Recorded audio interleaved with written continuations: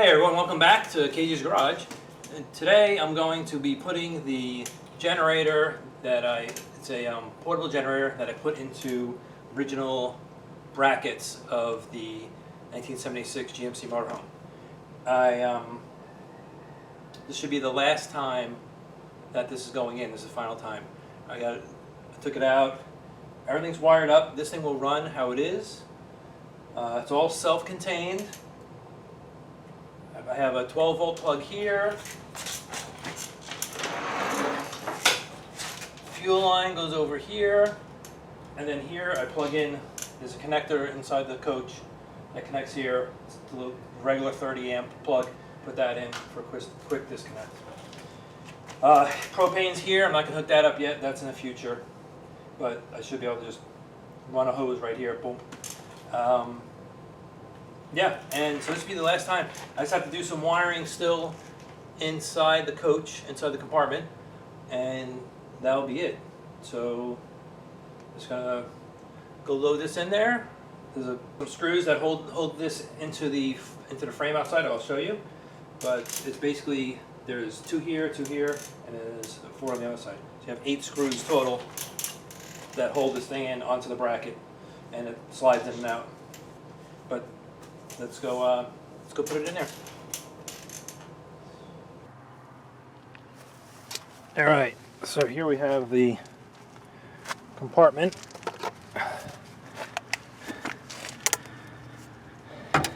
And you see we have a fuel line right here. I have it supported here. So now this fuel line can go connect to the generator and can go in and out.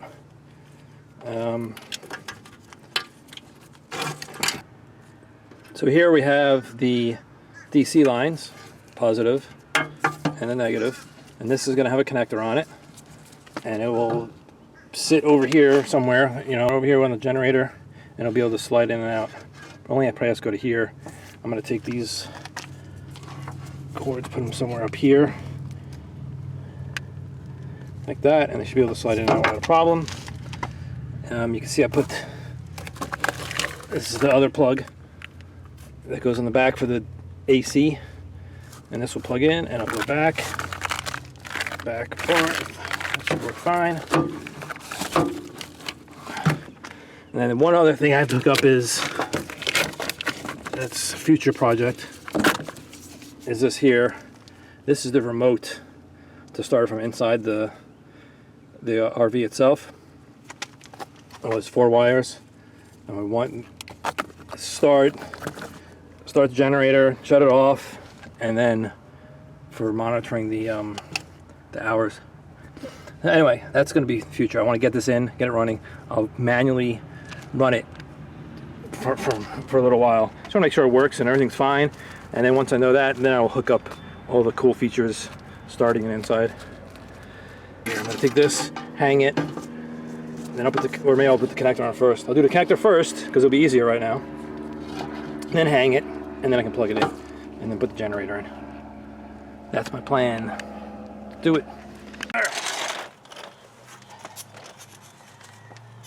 Connector, cutter, shrink wrap, everything.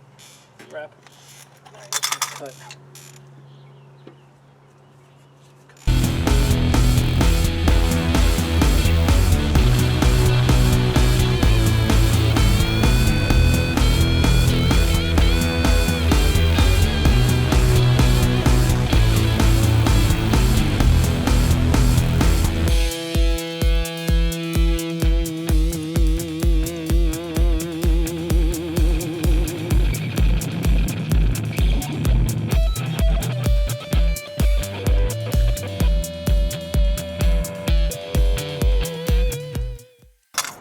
Connector, it's labeled positive and negative. Like the black is negative. Snap it in here. Alright, that's in. Like this. Okay. Wow, all the way out to here from these two. So now it's going to go into the generator. It's slide. It will slide back like that. Look at that. New shirt.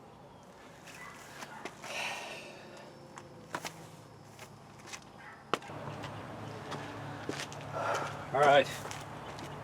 So to get this thing back in, what I have to do, pull the rails out.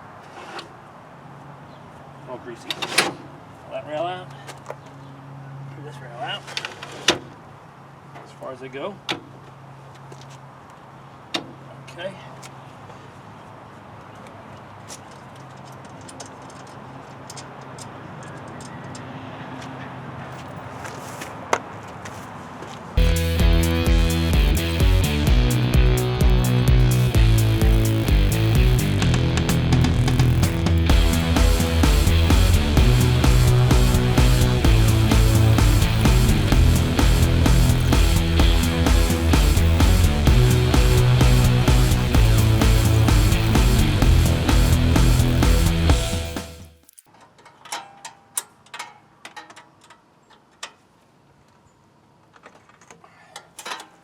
Okay, now I should be able to just lower this.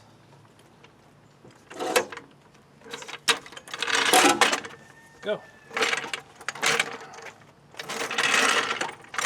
Really? That. Yes. Okay. I put some weight on the back here.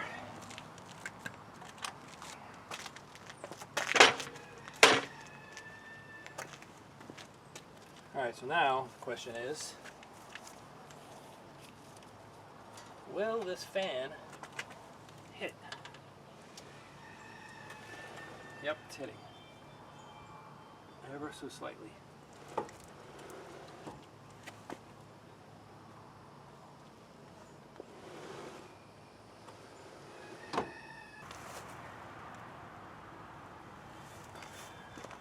If I push it in, so now the fuel line is kind of hooked up.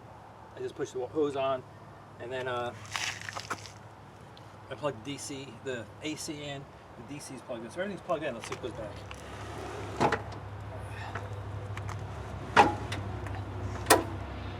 It's stuck right here.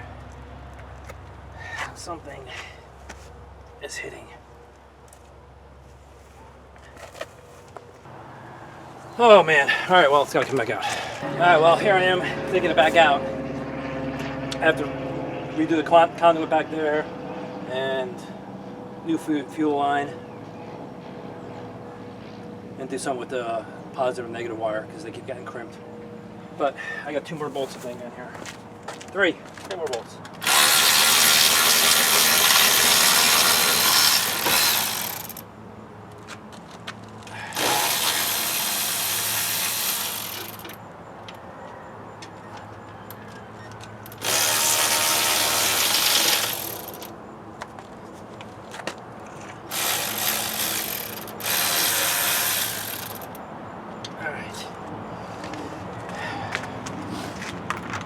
It's not that bad taking it out, it's just putting it back in. Alright, let's see. Right. Go right up. Right. Like this.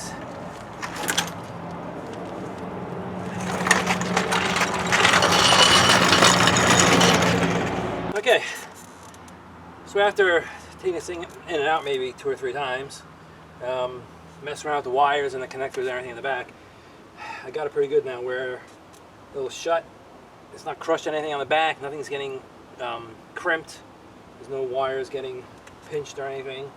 So now the original clips, hit that one, do the release here, comes out,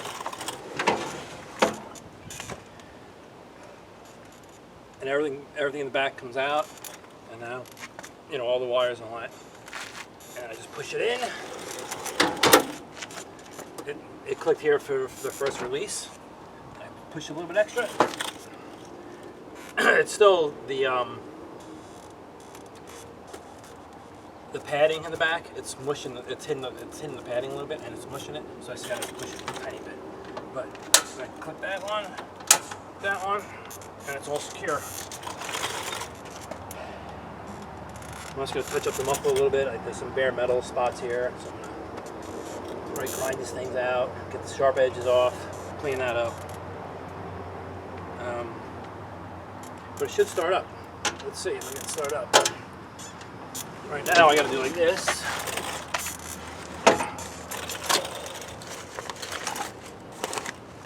I haven't started it yet, so turn the power on to the batteries here. There's an on-off switch. Turn the switch to on. Alright, it says battery power. Now it hasn't ran in a little while, so I don't know if the pumps, the gas can run. That's what happens.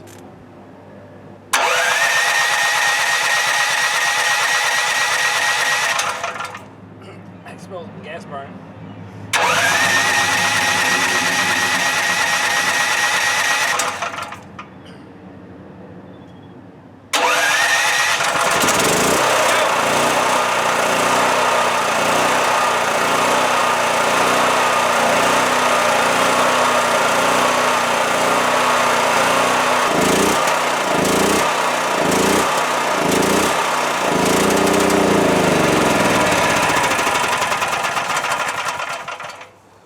I don't know what happened there. It's locked. And you do the release. Oh, I'm sorry. You gotta hit these guys first, right? These guys first. Do the release. The whole thing comes out. Like I said, the whole thing comes out. And that is not the original generator anymore. Did a heat shield around. It has a dual fuel. I can get to this. Change that. Exhaust. Don't look at that. Air cleaner I can take off while this is still on. This only comes off with 6 bolts, so if I needed to, I can get to the pull start if I had to. If I want to do charge USB, I throw a phone in here and drive around with it. Not really. And all the controls are right here. On. Blah blah blah. Start. Looks like the button's popping out. Breaker. Oil's right here. And then you got the drain right there, right? Push it, close it. Put that. Put that. No one would ever even know if they just look at it real quick. Okay, so I had to redo the batteries.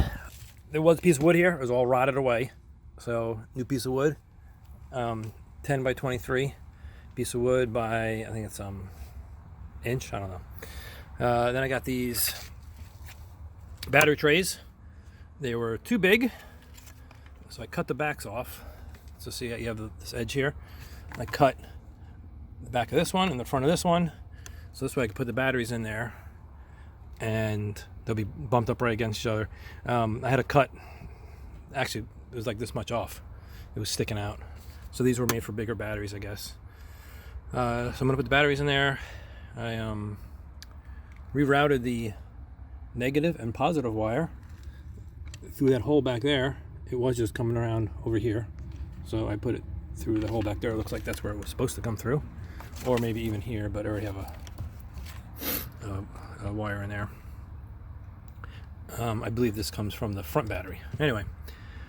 And then I cut this case up.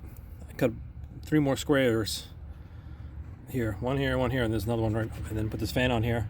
Reverse the blade. Reverse the blade and hook it up backwards, and it's going to blow air this way. So I'm thinking it's going to suck the air from inside here, go in here, and it'll come out the vents of by the batteries. So it'll blow hot air over the batteries, hopefully get pushed out. Hopefully that's enough cooling to keep this thing running, because after it's running for about 30 minutes, it shuts off. I also put heat wrap around the exhaust, and if I open it up, so you can heat wrap around the exhaust, and I put another heat shield right here to block the heat going to the engine. Hopefully there's enough airflow. The airflow on these portable generators goes up. So it's going to go up, hit here, and hopefully get sucked out that way. Well, we'll see what happens. From here, you know, it looks like it's all original. It even has the original factory clicks and the release. You open it up, and it's a new OAN portable. So I tried my best to get this thing to work. Problem is, it just gets too hot. I put a fan right in here to try to suck the air out. I even took you see in there, I cut another 3 rectangles out to get of the side panel to get more air in there. Took this door off here where the batteries are. I did a lot of work on this thing, unfortunately. So let me show you what happened. I had it running on gasoline. See, I put a pump. I wrapped the gas feed. I wrapped the gas feed over here. So what was happening was, it would run like this. I had it running like this, pulled out for probably over an hour. And so I figured that was okay. So then I pushed it in, push it in all the way, just like that. Ran it, and it ran on gas. It just kept running. Ran like that for like another hour. Temperatures were hot. I had the fan going. It was fine. I closed the door. Once I closed the door, it only ran for like another 5 minutes, and it shut off.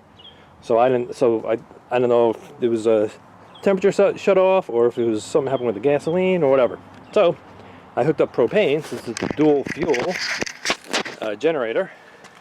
So I got the dual fuel here switch, right? I put it to propane. I hooked up just a temporary one of those little 20-gallon propane tanks, and started up, and I knew it would run fine with it pulled out, so I started it with propane with it in this configuration, and it ran fine. It was running fine for like 30 minutes. So I'm like, well, let me shut the door. So I shut the door, and I let that thing run. It was running for probably 45, maybe an hour, and finally I said, all right, well, you know, it seems fine. It seems like it's going to run on. I could run it on propane, and it'll just keep running. I took some temperatures with a temp gun. Temperatures were high. Like the engine was 230 degrees. Inside by the exhaust was like 500. Over in this area where the fan's blowing out, it was coming out like 200 degrees. So I opened it up. You know, I shut it off and I opened it up to see what was happening, and I noticed all of this goop. It's all dripping, and it's all inside there too. I don't know if you can see it, but it's all inside, dripped. So what I did was I did sound deadening and heat proofing on these heat shields, and it just started melting. So that was my first thing. I'm like, oh, well, that's not good. It's not good that that's melting. And then I started looking around more, and I started seeing that the wire loom is melting, which, you know, that's not good. All the wire looms started to melt. This wire loom in the back here that has the AC line going, the plug. And then I saw this melted. I don't know what device this is, but it's something, and that melted. The starter button, you can see it's like oval now. That started melting. Looks like this is not flat anymore. This started melting. So unfortunately, now look, this was a wire loom. Fortunately, I've given up. I don't think this is going to work. I mean, I'd give it my best shot. I really like how it goes in here, and it looks factory. I thought that was pretty cool. But there's just no way to cool it. I just can't get it to cool down enough. I even tried, I had another fan up here temporarily and closed the door and had air pulling out there, and it's still overheated. So I'm scrapping this idea. We ordered a regular RV generator. I'm going to take this out, I'm going to take the batteries out, I'm going to put a regular RV generator in there and be done with it, because we really want to go on trips. So I spent a lot of time getting this thing in there. So anyway, it was a fun experience, but unfortunately it's just not working out. So stay tuned. I'm going to be showing more videos of what I have to do to put the batteries in the front. I bought one of those triple tray battery holders, and I'll be putting another RV battery in there. Alright, thank you for watching. See ya. Hey, what's up guys? I just wanted to stop and take a quick note and ask you if you like what you see, you like seeing me work on this HHR, the GMC Motorhome, or any other projects I have going. I have the G8. It looks like a lot of people liking the motorhome, so I have a whole bunch more videos on that coming up. I just wanted to ask if you like what you see. If you want to see more of it, please like, share, and subscribe to this channel. All those likes and subscribes, it really helps the channel move up, and it shows me that you appreciate what I'm doing. So remember to like, subscribe, and share my channel. It will help the channel grow, and when the channel grows, I'll be able to do more projects, and I'll be able to do more upgrades and stuff like that, and I'll be able to record them and show you guys. I just want to thank everybody that is watching. Thank you very much, and I appreciate everybody that watches. Thanks.